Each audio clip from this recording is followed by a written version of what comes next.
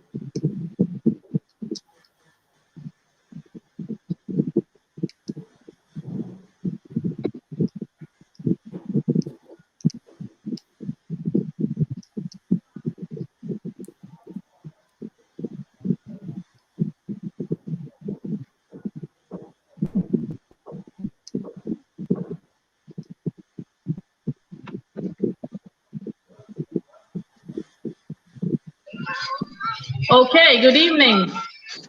Thank you all for being here. Thank you for being here. My name is Ronke Posh. Welcome and welcome back. To those that do not know me, my name is Ronke Adeni, fondly called Ronke Posh. And today we'll be having hard talk. We have here at the top right, well, it depends on how you're seeing it on your own device. We have Barrister Taiwo Akilame joining us today. And he's a child protection expert amongst many other things that he represents in Nigeria. So I have the best of the best here today. I also have Praise Fowawe, family life therapist. We can stop speaking fast. Well, nobody's rushing me, right? So they keep telling me, already signaling to me that I've started rushing already. So I should just take it easy. So, okay, we have Praise Fowawe here, family life expert. He is here with us today. Thank you for joining us here, sir. And we have the controversial Soul Spice. So if you haven't met her before, today you are in for a great time.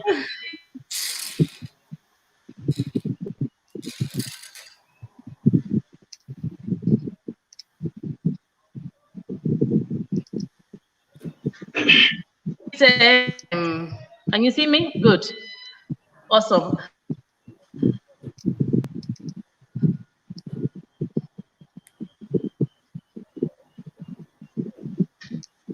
Then you don't really know anybody. So I'm going to drop their links in the bio or their in the description below.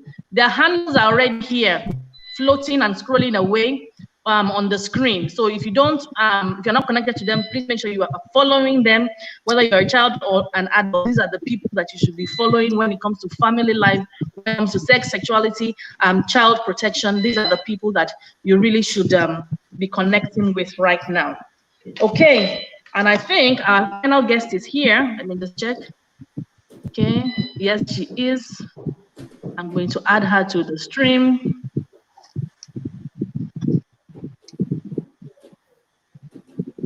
Just give me a second. Is she here yet? No. Maybe she's having network challenges, because she seemed to have been showing for a minute. Okay, so we're not going to waste too much time doing any fluffy stuff. We're just going to get straight to it tonight. We're going to be talking about pornography and masturbation, which has become on the rise this time, where our children are online a lot of the time. So I've even had people that had children under the age of 10 telling me that their children were touching themselves, or even innocent children that that on their devices they have they'll just have an ad come up on them. And there's a recent video that I also received yesterday stroke today, where a parent was telling us that the ad was actually targeted at the child. So the particular site, the children's site, if the adult visits that site with their own email address and the likes, they don't see the pornographic ad. But when the child uses their own email address, the child sees it. So it's now targeted to the children. So we want to tackle these issues today, because it's on the rise, and it's not only an issue of adults. It's also an issue, it's not only an issue of children, it's also an issue of adults. So we'll get straight to it. We're not going to do the what is pornography kind of things. Those ones you can Google and find out the answers. We want to talk about the serious kind of stuff now. What are the consequences? So the first thing I want to ask, because we live in a very religious society, I'm going to start with the lady that we have in the house. Soul Spice, I know you're so controversial and you make me laugh all the time. You make me giggle and you make people so mad they want to hang themselves because you just say it the way it is. You just say it the way it is. And number one, what is it bad to masturbate? Is it a bad thing on your body? The children are saying it's our body. So what's the big deal? Why can't I touch my body? Exploration. Why can't I touch my body? So the truth about we're going to get to the adults, but we're going to start with the teens. Okay. So the truth about it is this. For a teenager, I don't think I would want to say it's okay to masturbate for a teenager. For an adult, I don't know what else you want to do if you don't masturbate. Because, of course, you want to, you are married to an opposite sex. You want to teach the opposite sex how to touch you, when you want to be touched, how you want to be touched, right? But you don't even know your body. You don't know where you want to touch. You yourself don't even know what part of your body turns you on. So how do I tell my husband where to touch or how to touch? Is he supposed to touch his mom to find out, oh, mommy, is this how a woman is supposed to be touched? Or he's supposed to touch his own sister, right? But for teenagers, even though I'm a sex coach, I would say it's a no-no. Why? Now, my reason for saying no for teenagers is this. If a parent takes their time, right, to teach the child about sex, it's going to be hard for you to find kids that would masturbate when they already have ideas about sex. Go and find out most of the kids who are into masturbation are kids who probably they can't even go to their parents talk about sex, or nobody's talking to them about sex, or they're trying to find out things, right? Most times these kids don't just stumble on porn anyhow. It's there in their faces every day of our life. Porn is everywhere. On the billboard, on social media, you see a mother open an Instagram page for a 9-year-old. I know how many kids I have blocked on my own personal page. Now, these are kids I know, right? So imagine the kids I don't know that are on my page, right? So the truth about it is porn is everywhere. You can't shy away from it. You can't run away from it. No matter how spiritual you are. I have seen parents who Christian videos, everything spiritual. But these kids still find themselves watching porn, and then you are wondering how, where. Because porn is everywhere. My own is the moment you tell your child about sex, you reduce the level of them either getting into masturbation or doing anything at all. Masturbation comes out of them being, very inquisitive. They want to know what is happening. They do something and they feel a certain way, and they're like, okay, this feels good, right? But if you have a parent you can actually talk to and you can open up to, mommy, see, I touched my my vulva, or I touched my clitoris. I felt, a certain way, and the mom will explain to you, okay, yes, this is it. You are growing, But when you have a parent you dare not talk to, you won't even.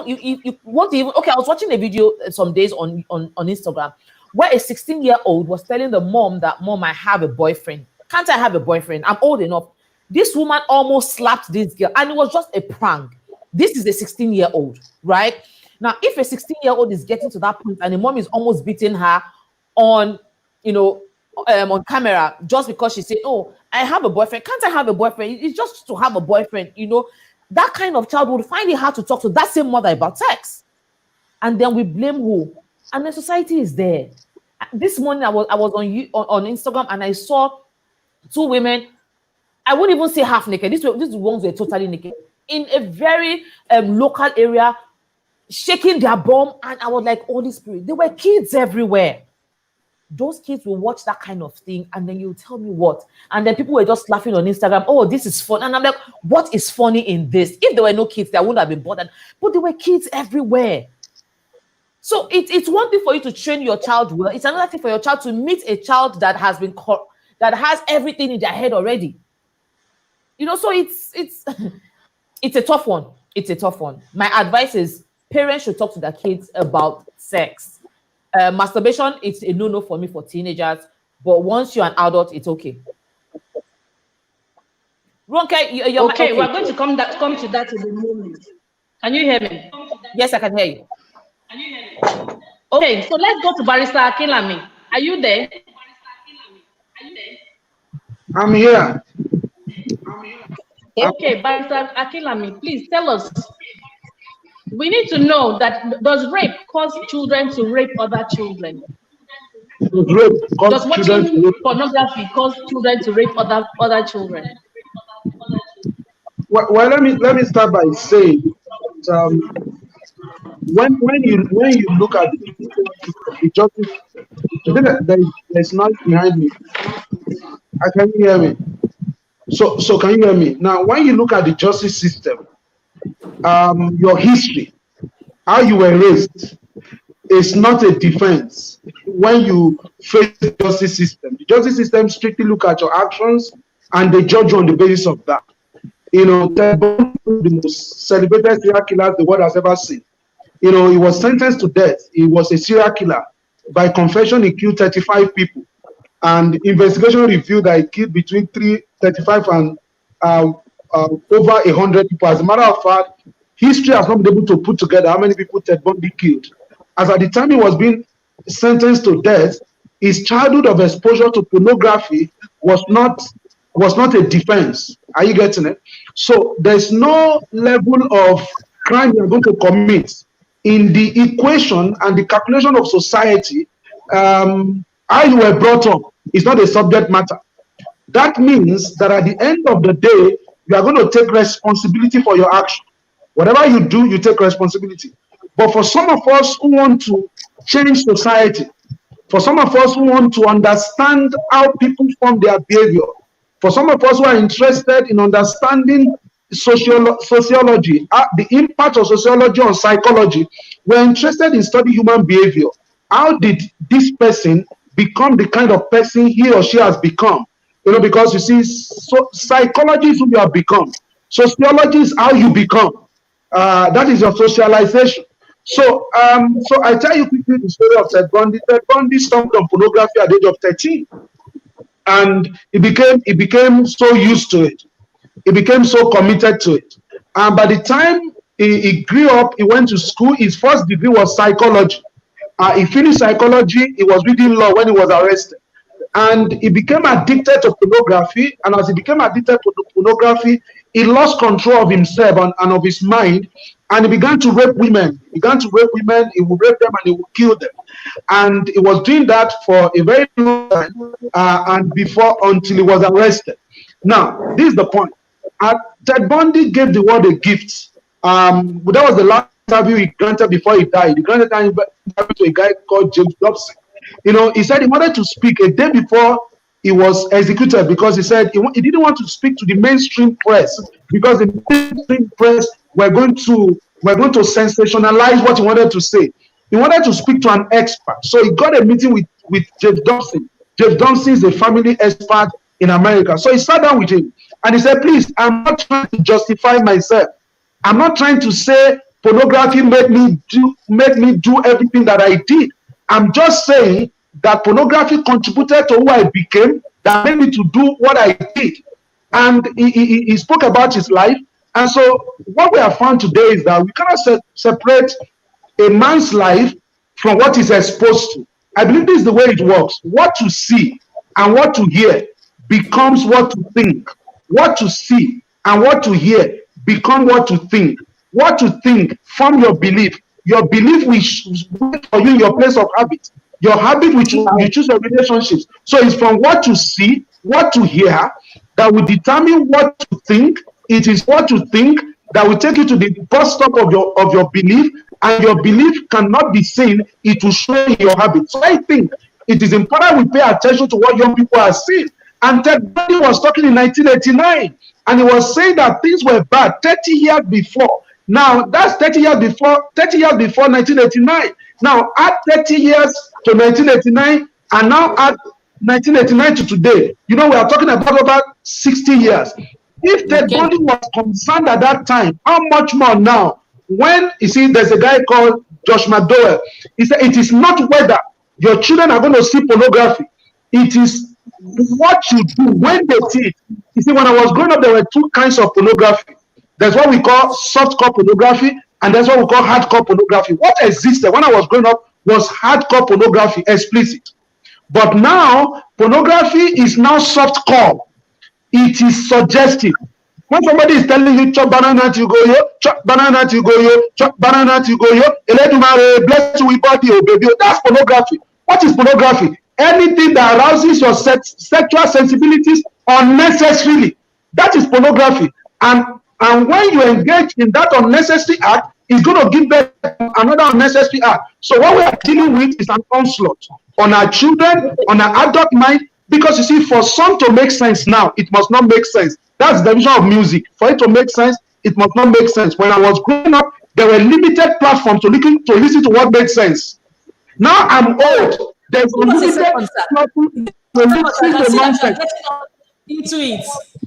I can see you're getting into it already. Just give us a second. Just take a break. Drink some water like Mr. Praise. Mr. Praise just drank water. Welcome, Bolaji, to the show. Thanks for being here tonight. Okay, the next question is for Mr. Praise for Owen. Please, what can we be telling the children right now about pornography and masturbation? So we know that it's common and it is on the rise at this time. What can we be telling the children? What can parents tell their children? Now, another thing that you should add to your discussion is if a parent should stumble on a child masturbating, for example. So I've had calls where parents said, oh, thank God I was on the parent right group. Otherwise, I would have beaten the hell out of my child.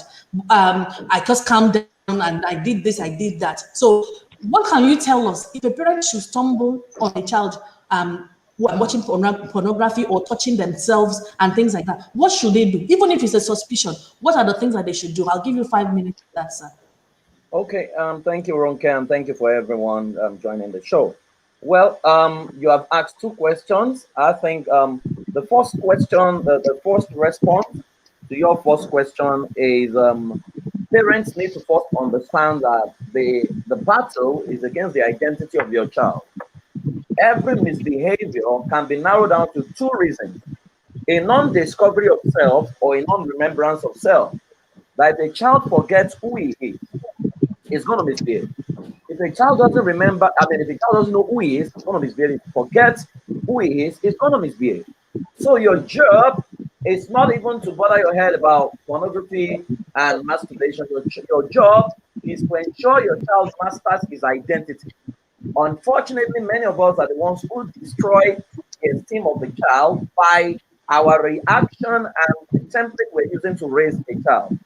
So I would want to say that you need to master who your child is and help the child master who he is. When a child is proud of who he is, when a child understands that all that everyone is doing it doesn't make it right, and that I'm the only one doing it doesn't make it wrong, that I need to spend on my own terms based on what I believe and based on where I want to go, right? If a child understands that, your child is not going to be swayed. So then it now comes to how does this tie to my identity? How does it promote my identity? So if I'm a royalty, will pornography promote the person that I want to be, right? So you give your child room to be able to choose, materials that promote who he wants to become. Now, when a child is now caught with pornography, right, or a child is caught masturbating, right, the first thing you need to understand is don't take any action, calm down, right? Because agitation never solves any problem. Agitation is going to get you into unnecessary frenzy where you will find emergency solution providers who will complicate your problem, right? So people will go to prophets, they'll go to, guys who are not trained, and they just get into all kinds of crises. But you need to calm down, right? When you calm down, instead of focusing on what, you need to focus on why and how. That's what we say. Because there is what your child is doing, why shows you the motive behind it or the motivation behind it, how shows you the pattern. There's a pattern to your child's masturbation. So you want to find that out, right? And you need to understand that when it comes to masturbation or any unpleasant behavior you notice in your child, that unpleasant behavior is like the weed, your child is the plant. You need to embrace your child while rejecting the weed. But you know that in uprooting the weed, you need to be very careful and intentional, or else you will uproot the plant. So when you calm down, right, you want to engage your child, right, and find out what exactly is going on. Now, Some of you may not be able to do that by yourself, right? Then you need to enlist the service of a professional, and you need to understand that masturbation cannot define the totality of your child. There's more to your child than that habit. That habit, there's a reason for it. Maybe your child is lonely. Maybe your child is picking up a particular habit. I mean, there are so many reasons for it, right? But you need to understand that you cannot define its very essence by masturbation. Because what I say is, an average parent now forgets every other thing the child is good at, and they define him by that particular habit, right? Which is why you need to get the services of a professional so that they can help you out. And you need to understand that for those of us who are raising teenagers, who are Gen Z, once you can hold your child accountable, emotionally accountable, you have done that. That must be your goal as a 21st century parent. Understand that you want to rent a space in the mind of your child. You want to get into their mind where you can discuss everything and anything. But I must say this carefully, that many of the children we have related with, the first exposure to pornography is on their father's iPad or someone around them. So if you are a parent who are doing porn, right, you may not necessarily have the right to tell your child not to do porn, because most of the masturbation is porn-induced, especially in teenagers. So you want to get knowledge as a parent and understand that beating will not solve the problem, bullying will not solve the problem, blackmailing the child will not solve the problem. You need to find out the pattern. What exactly happens before the child masturbates? What happens before that happens? There's a flow chart to it. Once you understand that, you will know the real problem. Maybe it's an identity crisis, maybe it's an esteem issue. Once you find the problem and you take out the problem, then you can replace that behavior with another behavior that gives the same pleasure but is empowering, and that way you can solve the problem. But Mr. Praise, some parents will say they are adults and they can do it. They need it for their marriage. So they can do it, but their children are young teens. Why should they be doing it? Okay, now if you're an adult and you feel you can do pornography, then you see, because children learn from what they see you do, not what you say, right? So we're handling a case where a father was saying that the son was doing pornography, was running after girls and blah, blah, blah. So they seized his phone. And the son literally sent a message. I mean, this happened just last week. Sent a message to his father and said, "Dad, I know about Sister Christy. Who is Sister Christy? And I'm going to tell mommy," right? And the father had to call to say, "Please, how do I handle this?" So I said, "Who is Christy?" Apparently, the father had a side chick. But you see, children become who you are, right? Which is why when you talk about discipline, discipline is discipleship, right? You cannot correct a child on what you are guilty of. You need to understand that. Because children, they become what they see you do, not what you say. So if you don't want your child to do porn, then it costs you nothing. I mean, because people say they convince themselves that I'm doing porn to spite my marriage.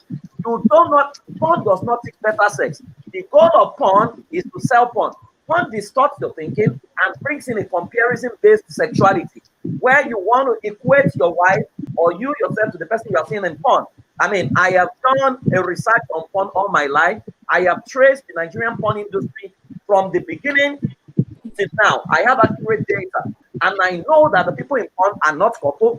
Many of the people I have interviewed, some of the big players in the porn industry, I know clearly that many of them are on drugs. So what you say is not real, right? So if you convince yourself as a parent that, oh, we are downloading porn on our iPad, because we want to spice up our, there are several other ways you can spice up yourself like outside of porn. Once you begin to do porn and your child uses your iPad and it contracts porn on your iPad, you have no right to say to a child, no, this is children don't do this, adults are the only ones who do porn. No, and that is the hypocrisy. By example, we embrace in this part of the world. What you need to do is, if you really, really want to raise a sane child, because what the damage, tell that the sexy guy, Barrister Kilami will know next, tell that the sexy guy. The damage that magazine did to my generation, we have not recovered.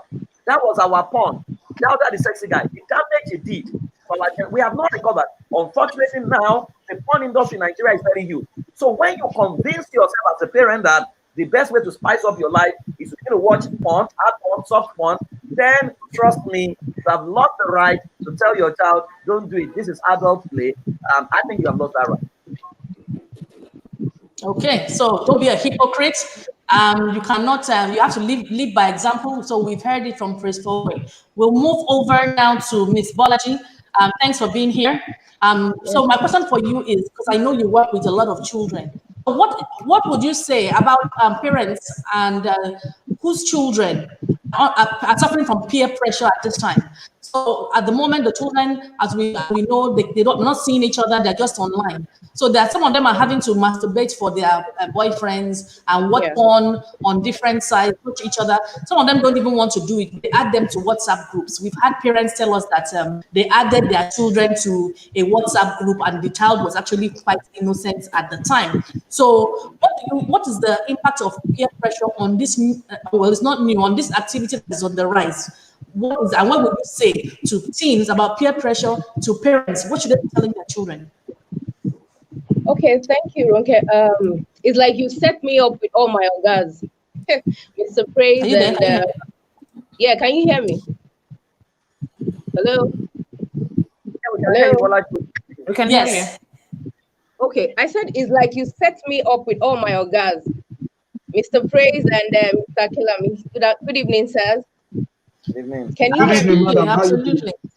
Oh, okay. I know you have a lot to share. That's why they're always keeping quiet. So, no more. Let me give an example. There's no child that is every child is prone to fall into porn trap. Let me give my son, for example. My son is 11, and during this break, I realized that his friends were sending some code to him. And if you open up that code, it's full of illicit images. So right now, that children are bored, children are lonely, it is high time. I would say it is high time. This is the time parents should follow up on their children's emotions. Because when you start studying your child's emotions and you follow up on what they do, you will end up finding out a lot of things about the work they do in the background. Because they all know that pornography is not good. So they will always hide those kind of things from you. So for parents with, it's not only teenagers that are going through this stuff. There are children with that 7-year-old, 8-year-old that have been exposed, maybe through their nannies and through their older siblings, or through one of the uncles or someone living in their houses. But the thing is, what we can do to these children is, I have found out that emotions have taken these children from doing what is not right to falling into the porn trap. And parents need to understand how to make sure that every time their children goes behind the computer or anything, you know what your child is doing behind. You should know what your child is doing behind the computer. You should know who your child's friends is. You should know what they're exchanging, and know for a fact that a lot of the apps that we know, these children knows more than us. So they go behind us, even because we are used to some social media apps. They know more than this. They know like 10 or 12 social media. So we need to all understand what these children are using in the first place. If you don't understand them, they feel like, well, why do I have to talk to you? You won't even understand what I'm going through anyway. So a lot of parents leave. A lot of parents need to understand that. A lot of parents need to understand their children's emotion. I found out that when I saw those things on my son's phone, I was taken aback, because I was happy that he came to meet me in the first place to tell me about it. That, mommy, see what someone sent to me. I don't know what to do with it. And it's because I've been talking to him about pornography. It's because I've been talking to him about what is not to see on the computer. So a lot of these things, a lot of these children don't even, when they see it, they get enticed to it. So if you don't, and there's a craving about pornography. Once you see it and nobody says anything about it, and you don't even know what to do to it or what to do about it, you start keeping those things from your parent, because you as a child know you won't want your parent to see it. So it's very important for parents to make their children understand what pornography is, what sex is. So for me, I was a bit lucky, because when my son came to me to tell me about it, I hugged him in the first place. I just said, thank you for trusting me to tell you what to do about this thing. He said, what am I going to do to my friends? I don't know what to tell them to stop sending this. And these are year 7 children. Do you understand? So for a lot of parents, hold that thought for a minute, because we're still going to explore that a little bit more. Hold that thought. Now, Soul Spice, she was talking about communication. Now, for someone like you that is always communicating sex to everybody in the world, and congratulations on your new certification yesterday as well. Thank you. Congratulations on that. I was so I could flash that. Thank you. You have kids at home, and I've heard you on your live video saying that you actually even show models of the penis, and you show it, and you show the whole world, and people think you're crazy with your blonde hair. Now, you are talking about it all the time, but the single parents cannot even talk about it.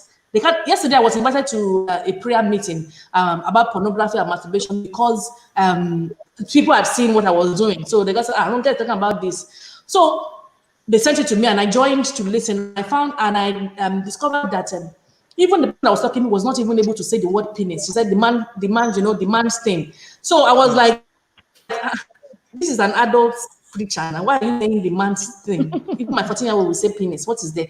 So how can parents tell their children and not? Why are you not shy? The people will judge you. They even judge you. You know that, but you don't say it. I know. What would you tell parents? Because it's so important that they know about sex, sexuality, pornography, masturbation. They should know it. How would you do it? I'll give you 2 minutes. Okay. I'll So put the you truth about it. on there, and the minute we all come back. Yeah.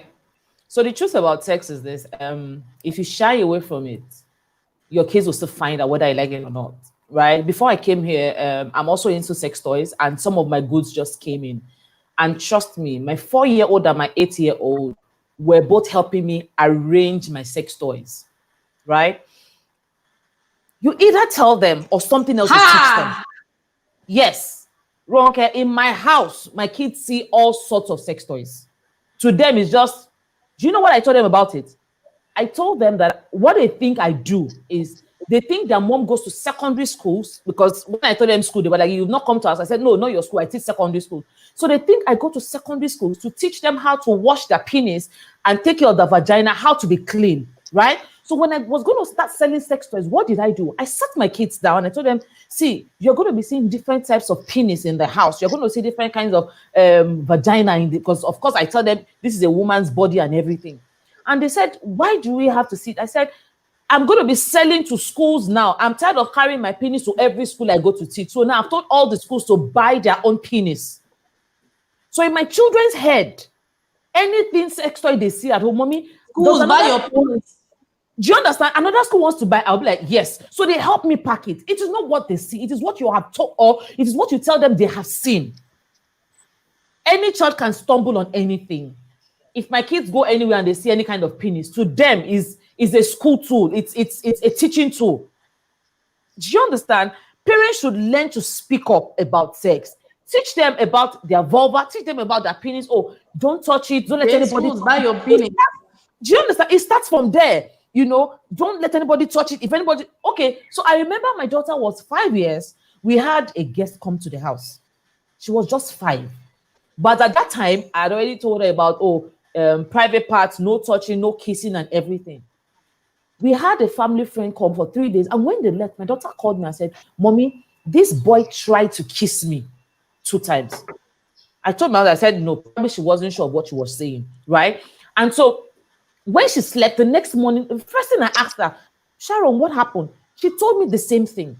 I sat my daughter down. I gave her a hug. I had to give her, then it was Martina. I gave her Martina for 3 good days. 3 different Martina for 3 days, telling her, thank you for speaking up, for telling me. Till today, she's 8 now. She told Mommy, I remember when I told you gave me Martina, I'll always tell you anything. When you make your kids free to speak to you, you will make a better life out of them. Like I said, it's not what they see, it is what you have told them they have seen. When you make your kids speak to you, you make a better life out of them. Okay, wonderful. Right. We are now to Barrister Akelami. Barrister Akelami, we know about this sexting and children sending their pictures to their peers online. So girlfriend, boyfriend, sexual and there's excessive masturbation at this time. What are the consequences? We have things like excessive ejaculation happening. What would you say to someone that's addicted to pornography? And that teens on here, and I know that their parents are here. But if they're already addicted to that pornography, I know they will need someone like Praise for which I will get to. But what is the first thing we should do? So I didn't hear your question. It was breaking. I figured when I said something like that. So the child is hooked on masturbation. What are the consequences of this act, this slippery slope of masturbation and pornography? Sexting, sending nudes to boyfriends and girlfriends online. What are the consequences, the dangers surrounding it? Okay, so let me start by saying that every action has consequences, and every action that we take, we look at it from the perspective of a value system. Now, number one, it is that children learn their habits. So it's important that we understand that everything you don't like in your child, you are the one who put it there, or the people you gave your child to take care of. Those, and we must not forget that, because long before children listen to, long before they understand instructions, they understand examples. It's important that we understand that.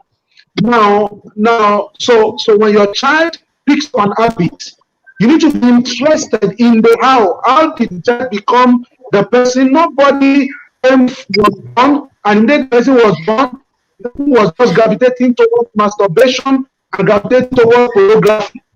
And the fundamental thing is this: at the end of the day, the problem is never with the children. The problem is with those who are raising them. Those who are raising them, and this problem is with those who are raising them from three perspectives. Number one, the first question is, who is a child? Now, that's the point, the first point that Pessoa made. Who is a child? Who is your child? You are going to look at legal definition, you are going to look at emotional definition, psychological definition, and it's going to boil down to who the child is. Number one, if you don't do a good job, and the thing is that your child also gets his identity from yours. You may tell your child to be bold. Are you bold? You may tell your child to be truthful. Are you truthful? What value system do you exhibit before your children? That's number one. Number two way by which we teach our children is the things we expose them to. The things we expose our children to. We have to be careful. You expose your children to pornography. Now, there's so-called pornography. The other day I was in a school, they were playing for children adult content. And parents were bringing out their iPad. They were taking pictures of their children, miming and dancing to a song that was not meant for them, a song full of sexual innuendo. Now, their children were dancing to that. That is a cause. Number three is the fact that we are not careful the people we keep our children with. So when there's a problem, the way to solve the problem is first look at what is the cause of this problem. If you remove wood from fire, fire will stop burning. So the first thing parents do is to blame the child who's hooked on masturbation, is to blame the boy the girl who is hooked on pornography. But the first thing you need to do is to introspect. Why did this child do pornography? And parents should not be quick to think that they can solve the problem. It is your lack of knowledge, level of ignorance that created the problem. You should look inwards to the point of introspecting. But when it comes to solving the problem, you should seek knowledge. Knowledge is what to do. You should see skill is how to do. You should seek the right attitude, which is going to help you to help your child. And let me quickly make a comment about sex toys. I think it's important that I make a comment about that. Now, I don't have a problem with people who sell sex toys. I believe a couple can decide how they want to spice their private lives to the extent of sex toys. I don't believe in masturbation. I don't believe couples should do it. I have my reason for that, and I'm not going to speak to that because it's going to take time unnecessarily. I don't believe that people should be engaged in pornography at any level. I don't. But I want to speak to. You said. So I just want to. I said you can summarize the reason why you don't believe okay. So it's great in marriage.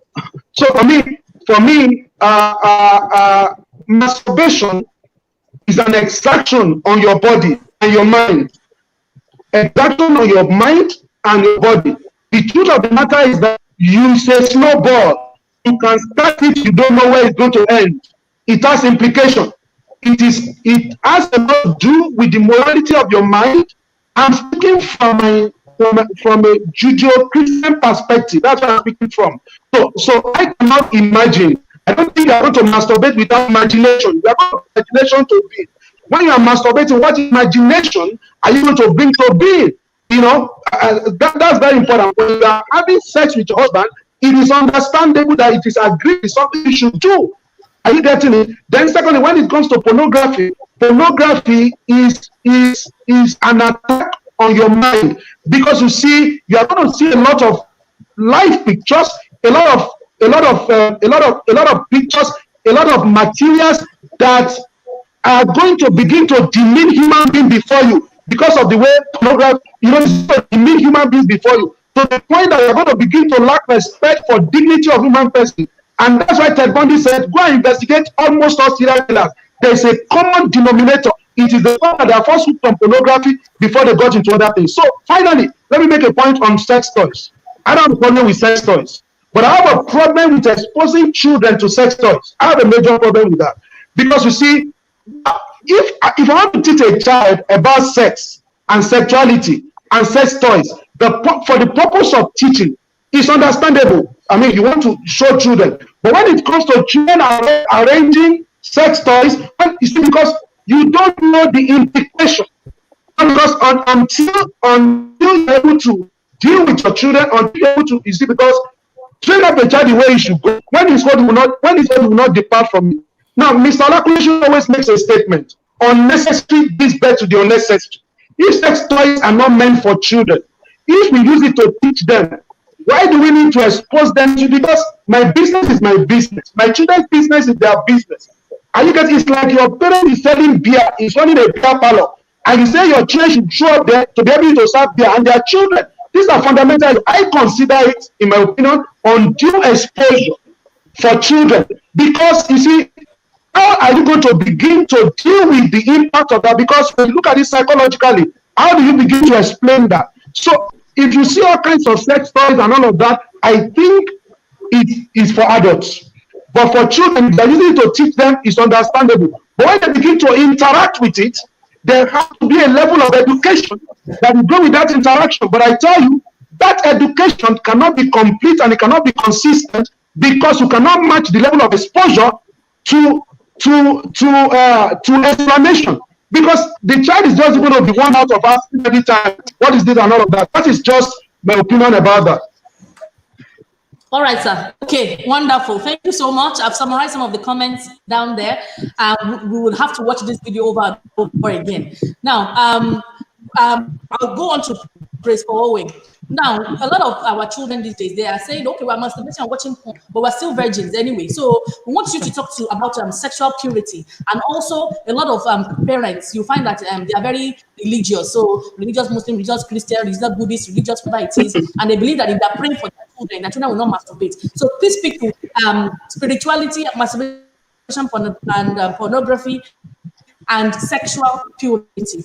I will also put it on the screen. Now this topic. So over to you. When we all come back on, it's time to welcome. Parents need to understand that the most important sex organ you have is not your genital. The most important sex organ a child has is his mind, which is why the mind is very volatile. And I'm going to be very careful here, because the way children comprehend and assimilate information differ from child to child, and the way they use that information is totally different. So, for example, if you tell an intimidating Oma child, right, to say, this is what I want to do with this information, it's going to challenge it. Meanwhile, if you tell a creative convertible the same thing, it's going to go and act it out. If you tell a dependable Ford, give them the same information, it's going to secretly use it and you won't know. If you tell a systematic Ford the same information, it's going to build a standard around it and live his life based on it. Now, so we need to be very careful how we raise children. Now, given the background that the most important sex organ a child has is his mind and not his genital, that your sex life cannot be better than the quality of information in your mind. So parents need to understand that sexuality education must be taught from the time your child can talk, right? Which is why I would align with what Barrister Kinlami said about, so for example, you are doing a birthday party and you are playing adult content in a children's birthday party. Meanwhile, the lyrical content of the song is soft porn, right? Children will first follow the beat. After a while, the content begins to affect them. Remember, it's a battle of the mind. So parents need to understand that it is your responsibility to first admit that you don't know. 2, to look for information that is available out there. I mean, we put out all kinds of information that you can avail yourself of. Then 3, you need to begin to discuss with your children. And number 4, you need to create a forum where your children can feed you back and paint their own perspective, especially if you are talking to teenagers. Now, I always say to parents that you don't wait till your child becomes a preteen or teen before you begin to talk to them about sex, because it might become too late. I mean, as of 2 years ago, the age that was hooked on pornography was age 8. Many of the cases we handle were age 8, right? And these were children who had become adults. I mean, I can speak personally from someone who was terribly affected by pornography, terribly affected by masturbation, that one of the things children need to understand and where you can draw the line is the moment you start, right? When your body experiences a pleasure, your brain begins to look for the source of the pleasure. And once your brain can trace it to masturbation, a neural line is formed from the point of the pleasure to your brain. Then your brain longs for a repeat performance. The more you repeat it, the more neural lines are formed. Then you begin to get to a level called autopilot, where even when you want to stop, you can no longer stop it. It's called learned helplessness, where you ate it, but you can't stop it. Now, if you don't want to get to that level, we call it neuroassociative conditioning. Sorry. If you don't want to get to that level, it's better not to start it, right? Which is why parents need to, again, go back to the identity of their children and also to create alternatives. There are several alternative sources of pleasure. Getting children involved in activities is very, very key. All kinds of activities that can engage their energy, because if we don't channel the energy of the child, then we have lost the right to say the child is doing pornography, because there must be a stopgap. Pornography is actually a stopgap. It's like smoking, right? That is the refuge city they run into. So we need to engage their energy and ensure that they deploy their energy in the direction of things that give the same pleasure to their brain. So parents need to teach sexuality education, which is very, very, very, very key, especially as it concerns masturbation. I'll tell you for free, lots of teenagers today are masturbating because Nigeria is huge on porn industry.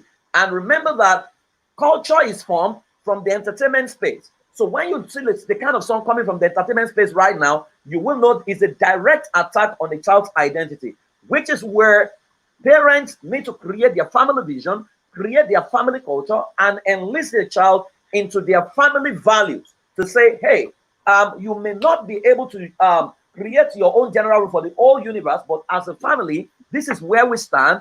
Where do you want to go? Based on where you want to go, what are the values that can take you to where you want to go? And you need to defend your values against all odds. Basically, it's a question of creating a template that can script a child to become the best version of himself. And that conversation needs to consistently happen. If you are a parent and you have not started talking to your child, not just about sexuality, about his identity, about his values, please understand that there is another parent out there, which is the media parent on the entertainment space, that is already teaching your child. And children don't talk to adults, as it were. They talk to their best friend. Let me tidy up this way by ending this way.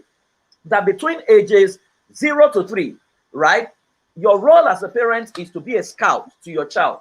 Between ages 4 to 6, your role is to be a model. You need to model values and you need to model the correct lifestyle to your child. From 7 to 9, your role is to be an instructor to your child. From 10 to 12, your role is to be a friend to your child, because that's his transition age. That is where you lose children. So you need to communicate at every level about everything and anything. Be ready to answer their question, be ready to question them, and be ready to understand their perspective. Because once you hit the teenage years, 13 to 18, your role is to become a coach. And as a coach, you are standing from the back, you are balancing perspective, because from age 19, you are just a fan and an advisor, and they are not obliged to listen to you from that age. So please maximize your parenthood in helping your children master their identity, and you'll be proud of the kind of child you have raised. Thank you.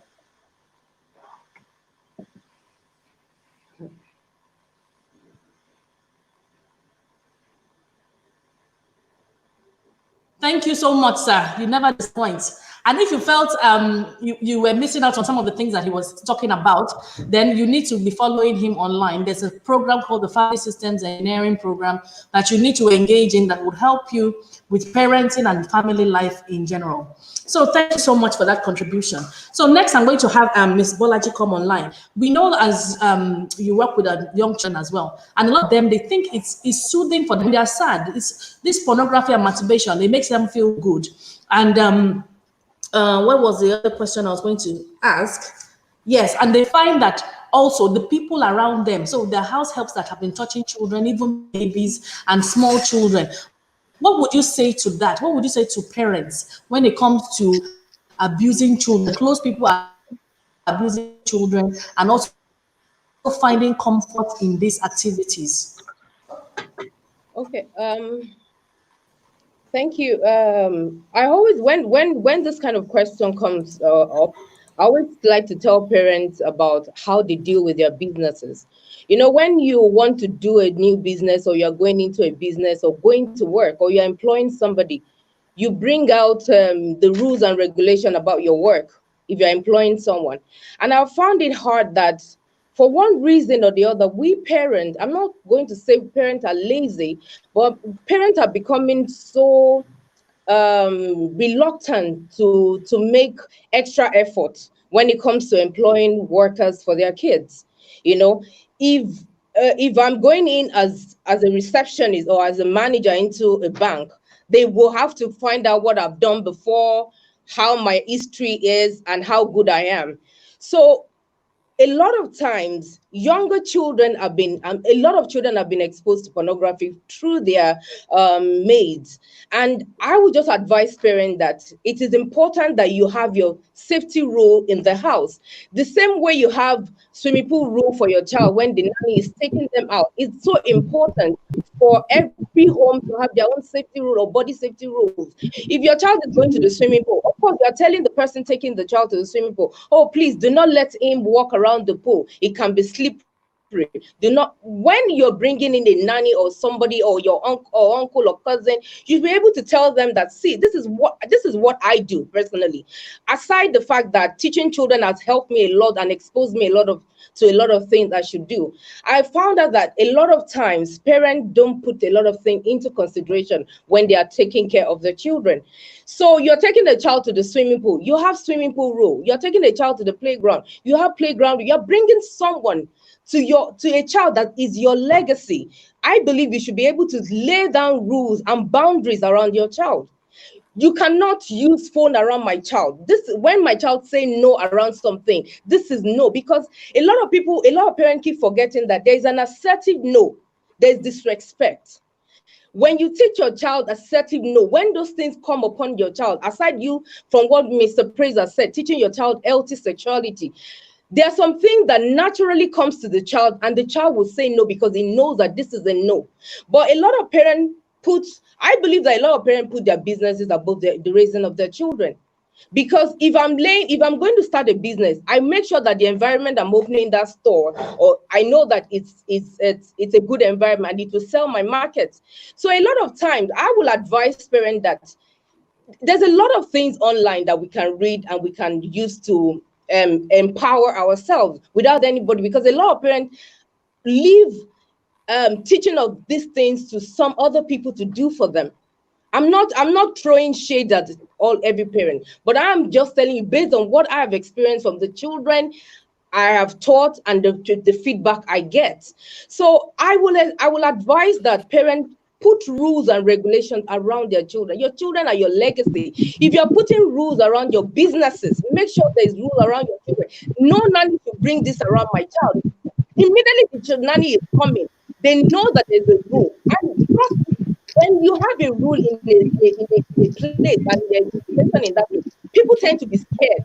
And there's sometimes they will not want to cross that boundary. So if a lot of parents goes around doing all of these things, I think a lot of children falling victim to people showing them pornography. Definitely, children are curious. Some of them would stumble on pornography, but majority of these pornographic traps are passed on to children. So if your child knows what to do when this thing comes up on their laptop, on their phone, or when their friends sent it, because you already laid down the boundaries around this thing, it's easier for you, because your child can, even if your child doesn't come to you, something is filtering in your child already. That, okay, no, I think this is not good. And while you're talking about pornography, you must let them understand why pornography is not good. Not just telling them, oh, pornography is pornography comes in textbooks. Pornography comes in novels. Pornography doesn't come with images anymore. Pornography comes by writing things. When you read, a lot of children objectify sex now.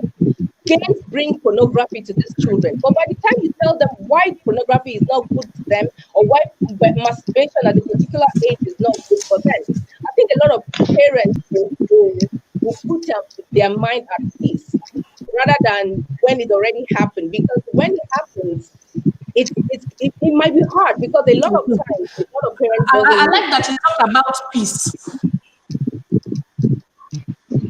Okay. Thank you, Balaji. Thank you so much. I'm happy that you talked about peace, because we have a lot of paranoid parents. So I'm going to move on to Soul Spice, that is very confident about speaking about sex. What would you tell the typical child and parents that feels, some parents are very paranoid. They don't want their children to know it. In fact, it's a secret. And even when the child is not even doing anything, check it. You know, I've seen online where people say, check your children's room, check this, check that, check their phone, check everywhere. I believe in trust.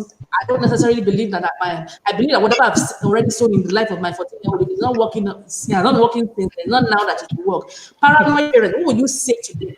And those that are feeling condemned, because you don't feel condemned about anything. You told your story online. You don't feel any shame. You don't feel anything. So tell us, because maybe somebody that is feeling embarrassed about anything, or maybe they've done it online for somebody, because there's pornography happening, whether formally or informally. So if a child is 18, masturbating or sending nude pictures, and they're suddenly ashamed of that activity, or even they've been cyberbullied as a result, like the girl we heard about not long ago, I think that she has even left the country to get some therapy and rehabilitation. But what would you say about shame, condemnation, and that confidence to talk about sex? How have you been able to do it, and you don't even care? You don't care. When sex is hot, they're all doing it, but they don't know about it. So the first thing, based on the first question you asked, right? I've come to realize that most times the kids are not the problem, but the parents. The moment you start to get scared of one thing or the other, you're suspecting your child. Just know that most times it is the parents that already have this corrupt mind, right? I had a client reach out to me 2 days ago. I'm like, so I think my daughter is becoming a lesbian. This is an 11-year-old. You know, I think she's becoming a lesbian. You know, I'm seeing signs. Our family friend came over when the girl was leaving. My daughter was crying. You know, I see her hug people, and I'm like, why would you just conclude, you know, that you think she's a lesbian? You know, so apparently when the child was 9, they found out that she was touching herself and everything in school, and they spoke to her about it, and you know, they were able to put her through therapy, and the girl has stopped masturbating and everything. And I said, sit her down and ask her, you know, speak to her. So the first thing parents need to do is, if you are suspecting your child, ask them questions. They're human beings. Ask them questions. You know, you don't have to go face to face that, oh, I think, or I'm suspecting you. No, if you do that, you will never even get any information. You will never get anything. Right? It could be a third party way. You know, my friend said this, you know, my friend says about her daughter, and I'm thinking, how do I even help my friend? What do you think? She's your age mate and everything. And from your child's information, you would know where your child stands. At the end of the day, when this woman sat her daughter, and the daughter didn't even understand what the mother was saying. And I told her, I said, so when I started asking her, I realized that she was bisexual. I said, do you see how much your conscience is judging you and you're thinking your daughter is about to do what you were doing? So most times we judge our kids, sometimes, condemning them for what they have not even done. Like Bolaji already said about her son, finding out, bringing pictures to her and everything. This is a well-trained child. But somehow, he's been influenced by her friends, right? If she was not that kind of mother that you want to come up to, that child would be okay watching those things. And then you will now start to wonder, at what point did my child get into this thing? Because it's never around the house. So all I'm saying is, it's not about whether you do it to your house or not. It is everywhere. It is everywhere. So let's just stop saying that, you have to do this, kids are too young to be exposed to certain things. It is not about what they are exposed to, it's what you tell them they have seen. Right? So to a lot of parents, speak up, ask your kids questions. Probably you are there watching a movie, they are kissing and your child is shying away. Ask her, why are you closing your eyes? What do you think you're about to do? What are you seeing?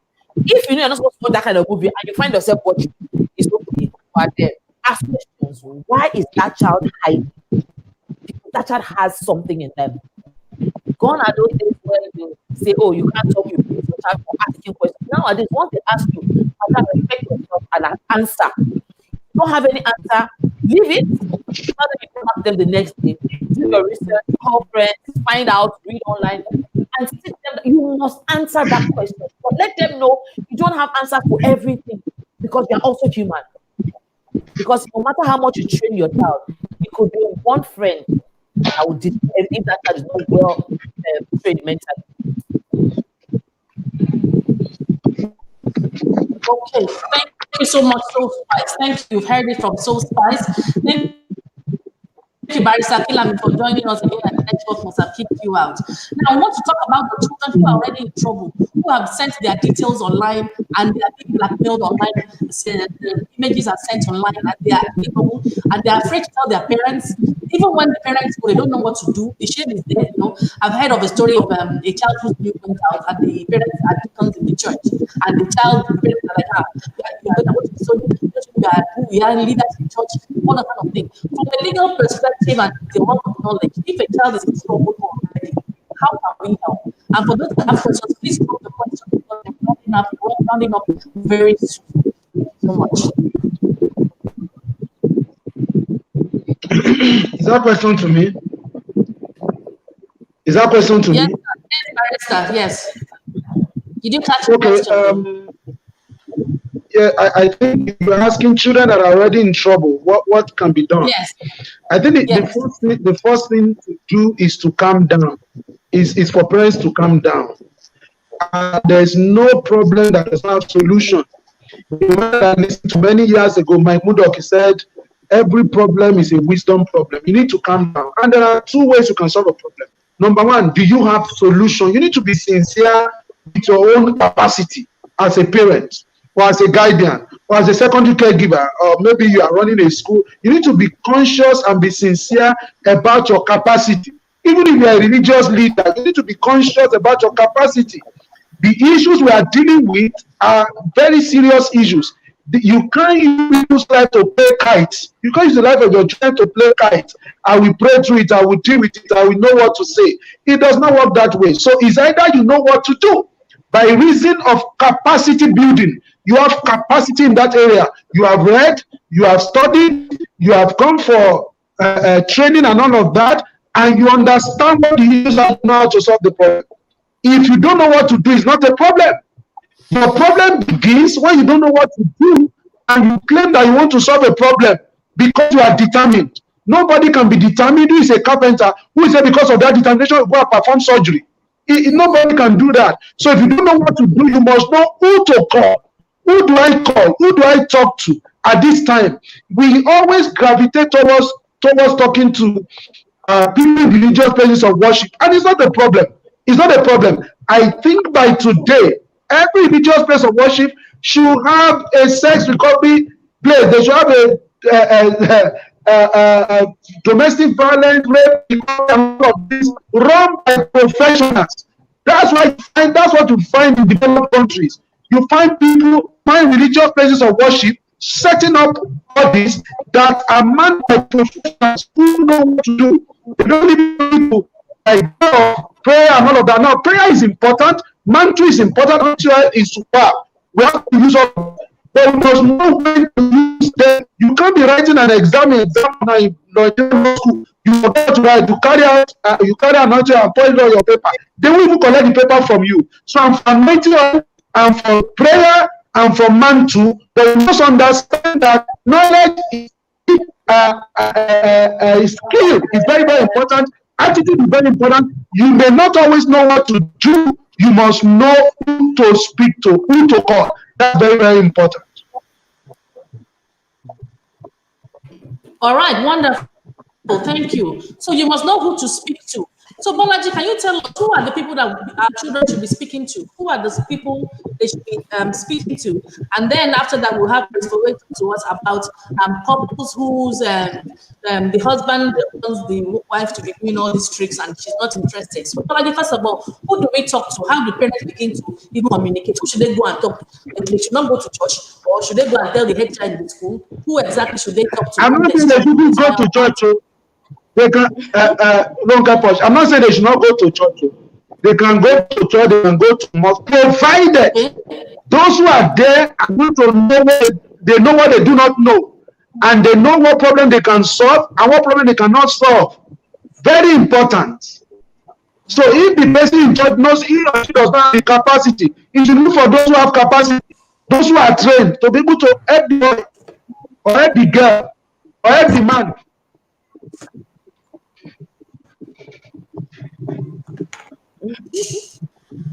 That's what I was saying. Okay, am I there? Let's have it. I'm definitely with you on that, and I know that Praise for We has trained quite a number of workers in church to help them with things like this. So it's not an issue where we just do from our head. So Bolaji, carry on. Okay. I would like to add something. It might sound a bit off, but I've noticed we practice a lot of weak parenting, whereby a lot of things happen to our child, and there's a lot of solution. Because when you told me about this pornography thing, I've done 1 or 2 programs about it, and I just felt that I needed to dig more on pornography and masturbation, and I realized that there is a lot of solution online. First thing first, the first friend your child should have, I know a lot of parents say I'm the parent and not the first person your child should have should be you. Because there's a lot of things that goes on behind the scene that a lot of parents do not know. Take, for example, a lot of parents, when they were disvirgin, nobody knew about, their parent didn't know about it. So there will still be a lot of things. And, we cannot use our parenting, our past, our parenting skill to rule the children of this generation. So for me, answering that question is, your child, you should be your child's friend. It might sound hard to a lot of people, but that is the truth. And if you're looking for solutions to, okay, my child is watching pornography, and the first thing is, if your child is watching pornography and your first reaction is it has turned off the child, one way or the other, you might lose that child, because you already expressed to the child that, oh, there's something I need to hide from my mother. There's something I need to hide from my father. So first and foremost, the child is not going to go seek help from outside. He will first watch inside and look at what you want to do to help him in the first place. So I will advise a lot of parents to do a lot of digging, a lot of research, a lot of materials are online. The parent, I'm telling you, sometimes you don't even need to look for help outside. When you are intentional about your parenting, that's why I thank God that people that handle Google are not Nigerians, because Nigerians know how to hide for solution from other people. This worked for you. How did it work? Can you tell me? They'll tell you that, oh, okay, this is how much you're going to pay. But seriously, fine, you're paying for some service. But at the end of the day, there's a lot of solution online. And if your child found out that, okay, I can come to my mother, I can come to my father about a lot of things, it's easier on the child. So the child is not carrying the burden on another child and saying that, okay, what should I do? And one thing a lot of parents don't understand is pornography is not a boy or a guy's problem. It's every human's problem. Now I got when I posted the flyer on my page, I got a text message from someone that my daughter is addicted to porn, and this addiction is causing this child to move on to lesbianism, because all she watches is two female actors doing pornography. So a lot of things goes on that it lies on the parents to still be the first point of call for their children. I think I will leave it like that as parent being, but unfortunately, not a lot of. All right, thank you so much, Balaji. Thank you, and thank you for also giving us examples about that. The next person is Praise Forway. Please talk to us. We have women, especially, that the husbands are hooked on porn and are trying. I want them to do all sorts of activities in the bedroom, and they don't want to do it, but they are forced to do some stuff, maybe anal sex and things like that they don't want to do. But because they want to be a man. They want to do also, this man is hooked on porn, anything he sees, he wants to come and practice at home. How can this woman get any kind of salvation? How can she get freedom from a man like this? And there are women like that. Okay, it's a very tough question, but I always say to people... You won't come for counseling, no? It's a very tough question, you know, but what I always say to people You won't is come that, for counseling, definitely. yeah, if it's not going to come for counseling, you need to understand that there are sexual activities that a spouse might want that might be injurious to the health of the other person. And the moment that is established, you now need to understand that the covenant of life is superior to every other covenant. At that level, you need to ask yourself, what exactly will promote my mental wellness? Which is a critical aspect of our life that we need to begin to pay attention to. Nobody has a right to force something else on another person, which is why couples need to sit together and discuss before marriage. And I also always insist that every couple must have someone they both defer to. The moment a man has no covering or has nobody that is responsible to, that's almost like a beast. That if you don't have anyone in your life before marriage that can call you to order, someone who can say to you, stop this, and you will stop, then there's bound to be a problem, which is where I always realize, I've come to realize that many of the problems in marriage were actually the predated marriage, were a premarital issue, right? So the moment it begins to do porn, who do you report into, especially when it's become addicted to porn? Addiction is an uncontrollable, compulsive appetite for sexual activities that keep reoccurring. And like I established before, the goal of porn is to distort your thinking and create a comparison-based sexuality in the way that you become a sexual athlete. Now, the person that is hooked on porn begins to endanger his marriage. Now, when marriage becomes endangered in a way that whatever he sees in porn, he wants to turn you into a practice page, there has to be a point where you draw the line and you say, no, I can't do this. And at that point, if you have someone in your life that both of you defer to, you might want to report, but there are so many things you can do, right? You cannot be forced. I mean, that has been established within the ambit of the law right now, that you cannot force your spouse into what they don't want to do, right? But there is nobody that you can talk to, then it's going to become very tough. And then you now need to activate your covenant of life, wherein I'm a bit careful so that people don't misconstrue what I'm about to say, oh, prayer says we should separate, or I'm not saying that. What we always ask in therapy is, what do you want? What would promote your mental wellness? The moment someone doesn't see you as a thing, because that's what pornography does. Pornography moves women from things to be respected into a hole that must be penetrated at all costs. The moment your spouse stops seeing you as a thing to be respected, starts seeing you as a whole that must be penetrated at all costs, where he has no respect for your feelings, he has no respect for your humanity, he has no respect for your dignity, turn you into a practice, what do you call it now? Mannequin that is being used to satisfy his own desire, then you might need to have what we call a crisis meeting to say, you know what? At this point, I am not sure I can do this, because once you begin to ask for what is injurious to yourself, for example, you begin to ask for anal sex, right? Now, he may not, as a man, he may not face any consequence as it were, but you may have some medical issues. Of course, we know that it's not all of it that result in medical, but we have lots of people that have had to go to surgery. I mean, I have personally recommended some to medical practitioners and they've had to go to surgery, right? So when such issues begin to happen that can endanger your health, then you might activate a covenant of life which is superior to every form of other covenant, right? Because you can't afford to die in silence. You need to speak up and you need to get help as a matter of urgency. The good thing about Lagos State, for example, is there are agencies you can report to in Lagos when this becomes a problem in your marriage, and they can summon your husband and he must show up, right? And they can allow you go through counseling. There are so many agents, about 2 of them, that you can call on in Lagos State. I don't know for other states of the federation, but I know that we have that in Lagos State. And in many cases, they usually will send them to my office, and they'll have to go through counseling and therapy, so those opportunities are bound and you need to maximize them.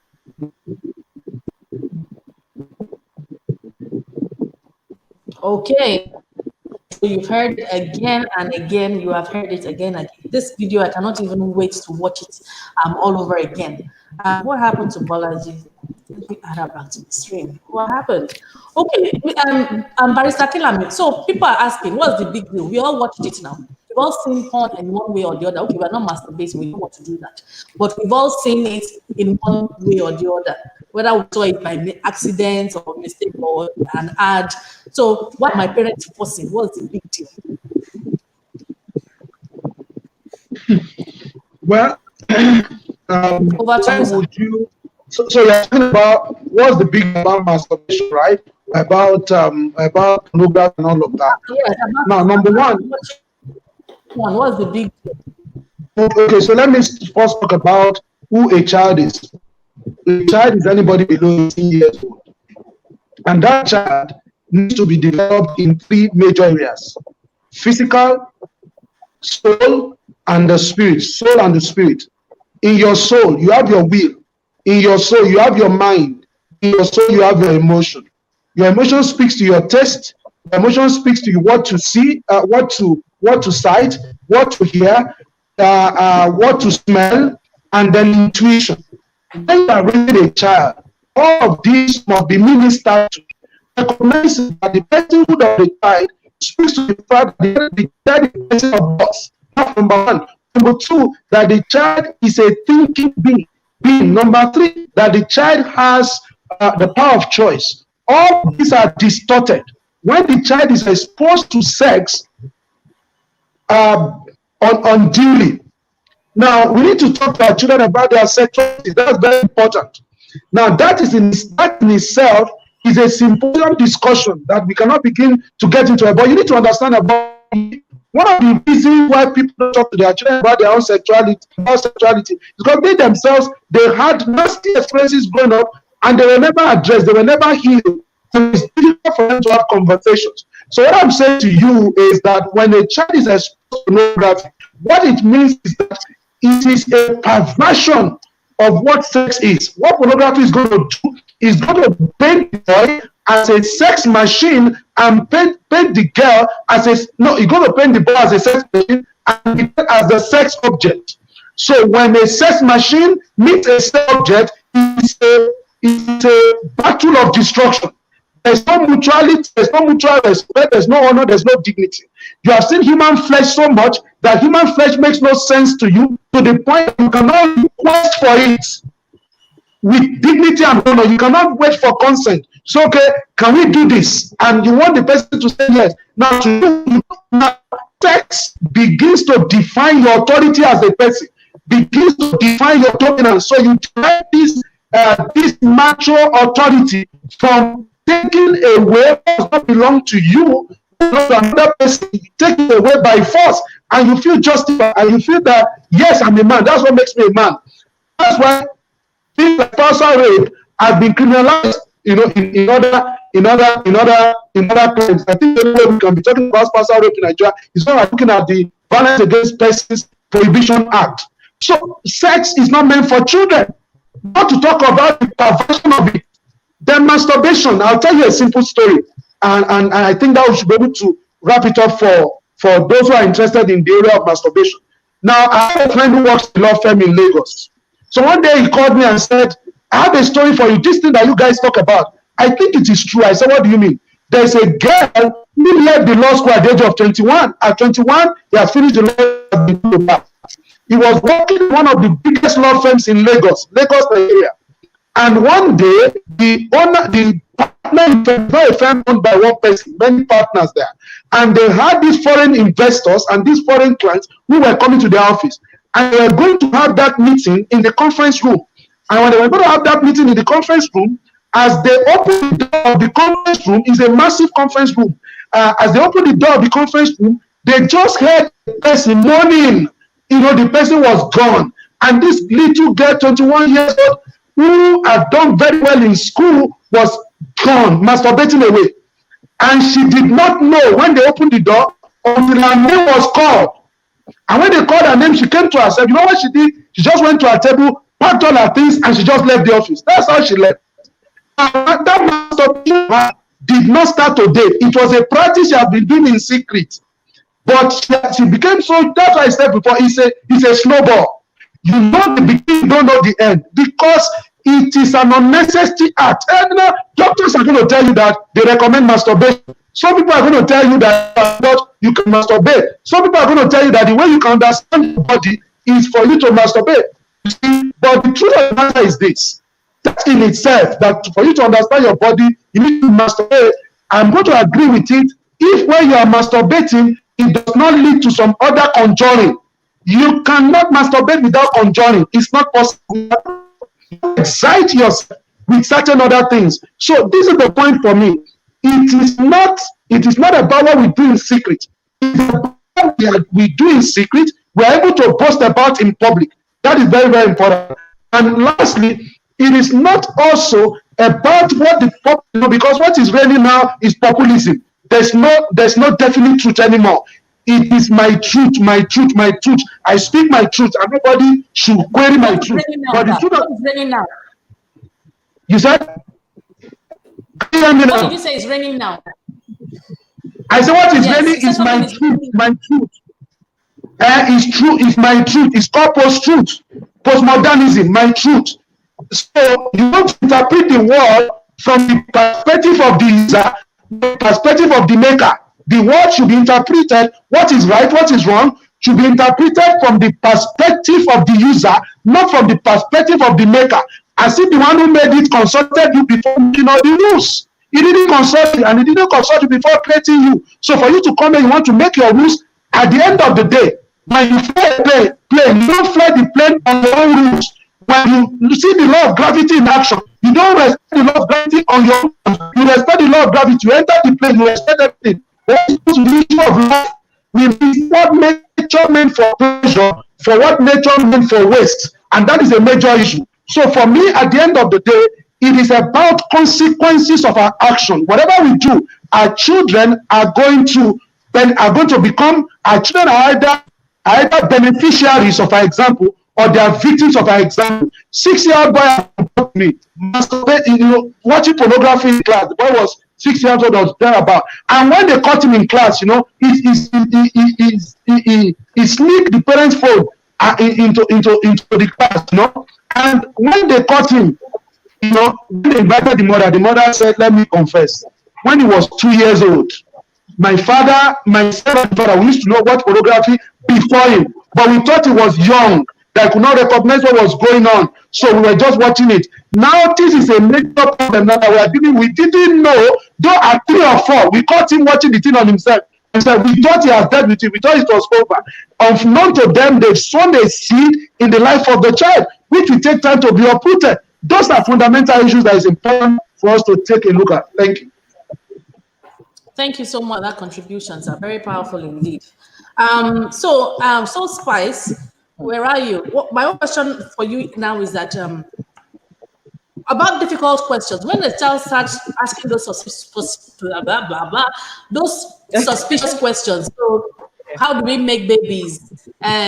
Or they're saying, my friend did this in school. When all those difficult questions the parents can't answer starts cropping up, what would you say to them?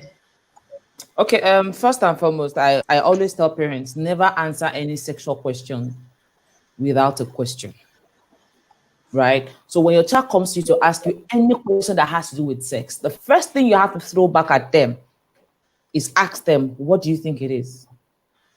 For a child to ask you about, oh, where does baby come from, or what does lesbian mean, they would have heard it somewhere or seen something, you know. So always throw it back at them. What did you hear? You know, where did you get it from? From their answer, that would determine the answer you would give to them. Because see, the way I would answer my daughter is from the way you answer your daughter. Forget the age. They might be the same age, but mentally they are not the same when it comes to sex. Right? So the first thing is always ask, throw the question back. Even if they don't know, tell them, okay, just think of anything. You have asked me, right? What do you think what you have asked me? When they answer you, then you use that answer to develop the talk, right? Most times, kids will come up to you based on what they might have seen. It might not even be that point that they have seen it. They might have seen it weeks before, and it just occurred to them, or they hear from their friends, or they, you know, it's everywhere. So never answer a sexual question without a question. Ask the question back first. You get more information, because it's enough for me to say, what does a lesbian mean? Where did you hear that word from? You know, what do you even think it means? You have heard it, right? Probably from a friend or TV. Okay, so what do you think it means? Or what, just by pronouncing the word, you know, what you might have seen or heard, what do you think it means? That way it gives you okay, so let me do a simple, so far, let's do a simple role play. Let's come back on this phone now. So you're my mom. So mom, what's a lesbian? What's a lesbian? A lesbian. Okay, so where did that word come from? I heard it somewhere. I'm not sure. I heard it somewhere. Maybe one film or TV, friend, something. Okay, it's okay. So what do you think it means? Just think about the word, the pronunciation. What do you think it means? I don't know. Maybe food. I don't know. Okay, you know, so the truth about it is a lesbian is not a food. A lesbian is not anything. It's just when two women, you know, tend to be friends, like very close friends. You have friends in school, you know, you have boyfriends, you have girlfriends. Even though I know boyfriend and girlfriend now does not mean what it's supposed to mean, right? So this is when two women decide to say, okay, you know what, we are not just friends, but special friends. Now I'm using the word special friends because I don't know the age, you know, I don't know Ronke's age here now, right? If I were to be talking to a 12-year-old, I won't use special friends. I will say, okay, lovers, right? So the age of the child will determine the choice of words you would use, right? For my 8-year-old, I would say special friends. Because to them, being a special friend is not the normal classmate you have. Everybody's your friend. But when someone's a special friend, means you have a so special... if the child is like... And the child might say... You said what? So can I be a special friend, mom, to my friend in class? Can you? I didn't get that. A special lesbian friend. Can I be a special lesbian friend to my best friend in class? Okay, so the truth about it is this. Can I be a special friend to my best friend in class? Okay, so the truth about this is, for me at this point, I'm going to bring back our values as a family into it, right? Our values, our foundation as a family. So the first thing is, who are you as my child? You are my child. Wonderful. Right? Because I once a friend of mine, the daughter came to her and said, "Mommy, I want to be a lesbian." She's just 7. Why? Because she wants to be a lesbian because her classmate's mom is married to another woman.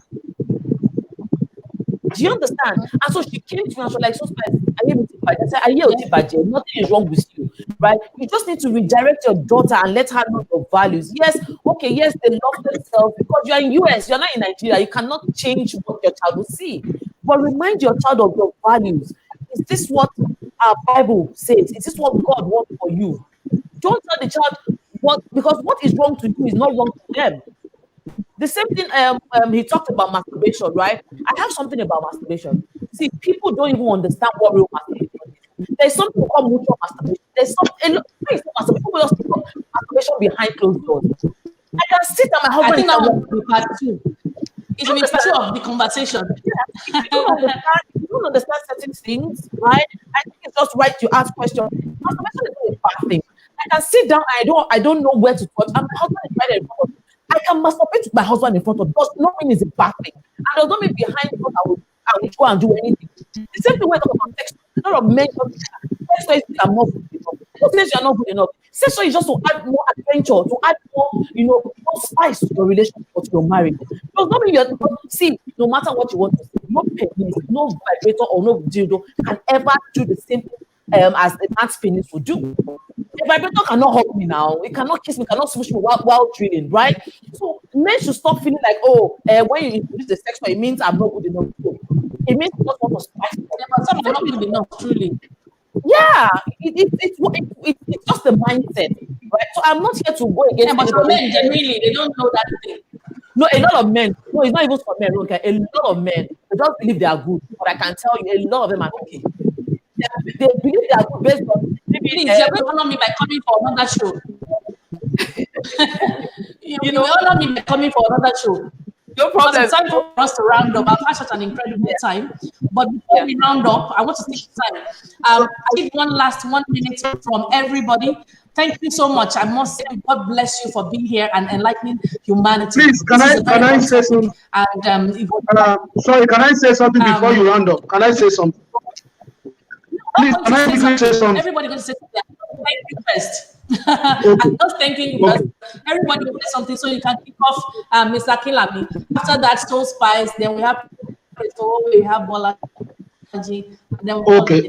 Thank you for being here, and please don't go away. This last really. Okay, so I got some messages while this was going on that children are watching. So my commitment really is the fact that there are conversations that are couples. When it comes to what happens between couples behind closed doors on the issue of sex or sex toys, I think there's conversations for couples, right? And conversations for adults. So it is important that we clarify all of that before children. Now, again, when it comes to sexuality education, there was a time in America where behind the story of sexuality education, children were being taught lesbianism, homosexuality, pornography, and the rest of that. Before a guy called Jay Dorsey began to say, what you are showing to children in the name of sexuality education is against another part of conversion. So it is important that we see this. So for this conversation, I think children understand that masturbation is no go there for them. They need to understand that what do you call it? Pornography is a no go area for them. It's not something they should build their life on. I think they can get a form of pleasure that because some pleasure does not last. It's like the pleasure that comes from substance. So basically, that's what I want to say. And finally, I want to say that if you're interested in striking conversation with your children on this subject matter, develop resources which you can if you follow me on Instagram, you send it to them, you can subscribe to that material. It can help you to start conversation with your children on this subject matter, particularly when it comes to being exposed to all of these things online. I think it's a material, it's a resource material that can help a great deal. Thank you very much. Thank you so much, sir.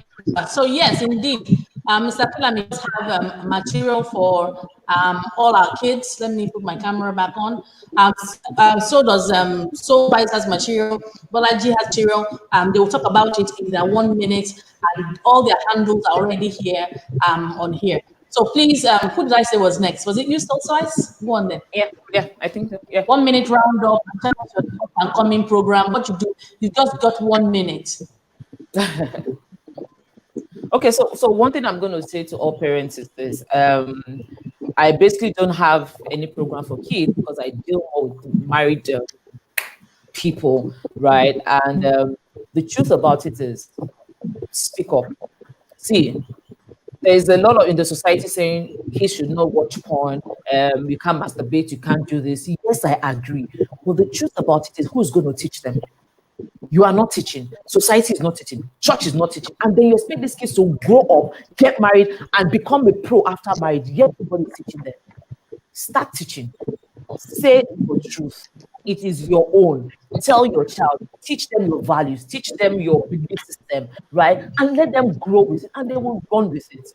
There are no two ways. If you don't teach, somebody else will teach, or something else will teach. And that thing is what you might not really like. Thank you.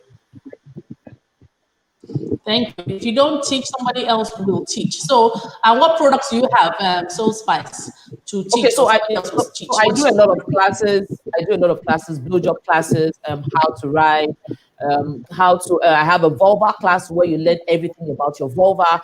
I have an orgasmic map class, how to learn where you learn how to get an orgasm and squirt for those who can. Yeah, you don't know that. It's okay.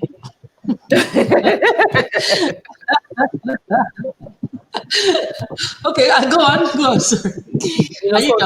Those are the major classes. Then for men, how to last longer.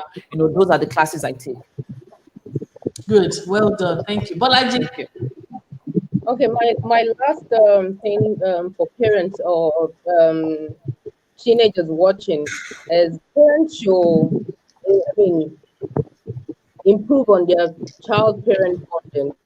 And like I learned from a praise class, if you're taking something away from a child, replace it with another thing that makes sense. The emotional wellness of your child is what is leading them to pornography. And if these things are not managed properly, when your child is angry, what do you do? When your child is bored, what do you do? When your child is angry, what do you do? We have this acronym for that we use called BLAST. Trying to make parents understand the emotions of their children and what they can do, because when a child is bored, anything can come in at that phase into your child's life. When the child is stressed and you are not the go-to person, the go-to person might introduce any other thing to your child. It might necessarily not be pornography, it might necessarily not be sex, it might be drugs, it might be other things. So it's very important for parents to understand the emotional wellness of their children. And that's why I always preach the BLAST acronym, where it's called BLAST, where it's bored, where children are bored, what do you do? When children are lonely, what do you do? When children are hungry, what do you do? And when children are stressed, what do you do? When children are tired, what do you do? Okay, you're telling your child is tired, go to bed. Is the child actually sleeping? But the child is with a phone or with something. All of this emotional wellness need to be studied by parents. Pornography doesn't crawl up into a child. And we should also, the last thing I would say, we should prepare our children's mind. We should prepare like an internal filter. When we were growing up, caning us was our internal filter. The fear of my parents, the fear of what my dad was going to do to me. I dare not watch pornography. The fact that I know my dad was going to beat me mercilessly had actually given me that fear of not touching pornography. So we as a parent should find out how we can put these internal filters into our children. When they go near this thing, or when their friends send it to them, or when their boyfriend or their classmates say, okay, before you become a big girl, try and send your nude picture. Something should hold that child back from doing that thing. And that's part of your family values and what you have taught your child from the onset. So I am thankful for being on this platform with Mr. Praise, Mr. Kilami, and Soulspice. I work with children, I work with families, I have programs for teachers, I have programs for parents and children as well. And I have girls programs that we all talk about everyday life too and everyday thing they can do to prevent sexual abuse. Thank you very much, Ronke. Thank you for having me here.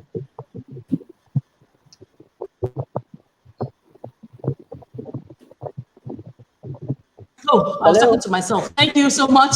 Wonderful. God bless you. Now, let's finish with Praise for Owing. Last few words on your program, sir.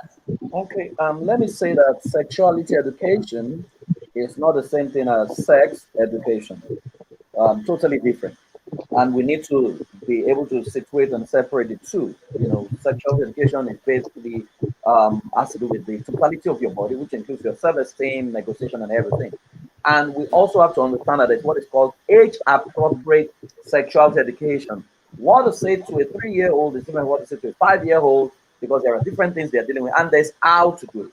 Now, don't go and use native intelligence to teach a child what a child is not right to understand, right? And don't commit the training of your child to the society, because society is a bad teacher. They're going to teach your child practical, right? What you need to do, reach out for information. There are so many people who have written books.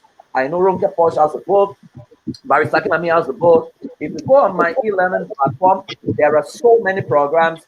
Age appropriate. I know Bolaji has programs as well. Age appropriate sexuality education. If you go on school.iampraisefulware.com, you have child power in there. You know, it covers a child for a year, covers the teenagers for a year, covers letters to teenagers, all kinds of information on what you need about parenting is there. Please, African parents must learn to pay for information, because only the truth sets free, right? If you assumption is lowest level of knowledge, and you can destroy a child at the frequency of assumption. Please, let us raise healthy children who have mastered themselves and they can stand their ground anywhere they find themselves. The goal of parenting is to raise a child to become the best version of himself. It's not for a child to become your retirement plan. So please, raise your child to become the best version of himself, and you will have a rest as a parent. Thank you very much, Ronke, for inviting me. And thanks to all the panelists. Have a fantastic day. Wow, that was awesome. Absolutely awesome. I just love how you said you can destroy a child at the frequency of assumption. And that happens a lot in many African families. We'll continue these conversations. Thank you so much. Thank you to the speakers. Thank you to the so many people that joined us today. Please share the video. Don't forget to subscribe. Next week, we'll be talking more about sex next week. And we'll also be talking about all these hard topics that parents find hard to talk about. Thank you, Soul Spice. Thank you, Praise for Owing. Thank you, Taiwo Akinlami. Thank you, Bolaji. Thank you, everyone. Until we see you again next time. Stay safe. Thank you, Let me everyone. bring everybody back on. Please stay safe. Thank you. Thank you so much. Thank you. Bye. Thank you so much. Marisa, thank you. Bye, Bolaji. Bye, Soul Spice. Yeah, bye.